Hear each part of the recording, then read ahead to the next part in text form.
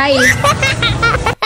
Hello mga mami, sinanap pa nga namin kung saan nga yung room nila Kyle ngayon. Buti na nga lang talaga at may nakapagsabi sa amin kaagad. May ibang grade kasi na gumamit ng room nila para mag-exam. Pagdating nga namin dito sa room nila ay bad mood talaga tong si Kyle. Dala na nga din niya yung gamit niya dahil lilipat na nga daw sila sa talagang room nila. Tinatanong naman namin siya pero ayaw pang magkwento. Pero ako kasi talagang makulit ako pero kinakalabit ako ng daddy niya na magkukwento naman daw tong si Kyle. Nakita na nga din pala niya yung mami Noemi niya kaya naman nag-bless na nga din tong si Kyle. Kinausap nga siya ng daddy niya at sinabi niya nga daw na may nangaasar sa kanya sa room nila. Tahimik na nga lang daw siya at hindi niya pinapansin. Pero hindi na nga daw niya kayang tumahimik kaya naman nagalit na nga tong si Kyle. Okay lang naman daw kung nakikipag-asaran siya. Pero tahimik nga lang siya at seryoso tapos bigla nga daw siyang aasarin. Ayaw din kasi talaga ni Kyle ng ganon. Nung nagalit na nga si Kyle, tumahimik na nga daw yung nang-aasar sa kanya. Pero nung nakakain nga at nakarating na kami dito sa room nila, good mood na nga tong si Kyle. Nangingiti na nga hindi katulad kanina pagdating namin talaga. Birthday nga ni mama to kaya naman pansit nga yung dinala namin kay Kyle tapos lechong manok. Pagkatapos naman niyang kumain, nag-toothbrush na nga kaagad si Kyle at naghilamos. Tapos pinalitan ko na nga siya ng t-shirt niya. Ako na nga talaga yung gumawa nun para mas mabilis. Pinunasan ko na nga din pala ng wipes yung jogging pants niya. Hinatid na nga rin pala kami ni Kyle dito sa labas. Pagkasundo naman namin kay Kyle sa hapon, dumiretso nga kami dito sa may rap jazz. Para na nga daw bago kami umuwi ay makapagmerienda na nga tong si Kyle at kami nila mama. Niwan na nga namin sila doon tapos lumabas kami ng daddy ni Kyle. Umili pa nga kami dito ng mga ibang pwedeng kainin. Mukhang napakasarap nga ngayon ng ihaw-ihaw kaya naman bumili din ako ng ilang piraso. Pagdating naman namin dito ay patapos na nga din palang kumain si Kyle. Tagalan nga lang talaga kami sa pagbili kanina dahil madami din talagang tao. After nga din palang kumain dito ni Kyle ay ihahatid naman namin siya dahil may training nga sila. Favorite talaga ni Stanley dito yung milk tea and fries. Madalas talagang nag-aaya dito yan. Naya pa nga niya yung kuya Kyle niya kaya naman nagsuot nga din siya ng plastic gloves. Hindi na nga rin pala kami nag-order ng fries dito dahil madalas yun talaga yung ino-order namin dito. Kaya naman bumili nga kami dito ng enoki. Bumili nga din pala kami ng chichaw para matikman dahil matagal na din talaga kaming hindi nakakakain ito. Inikman ko na nga rin pala tong barbecue. Ayaw naman nila Kyle ng hotdog kaya naman kinain ko na nga din. Inikman ko na nga din pala dito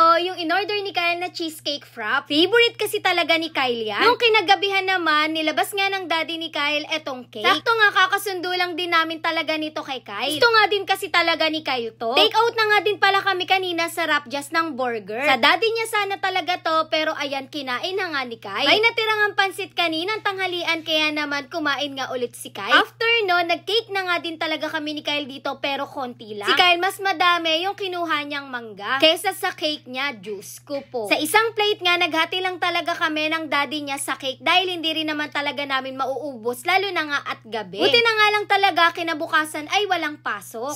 Sob na naman si Kyle sa pagkain. Yun lang. Thanks for watching. Bye-bye.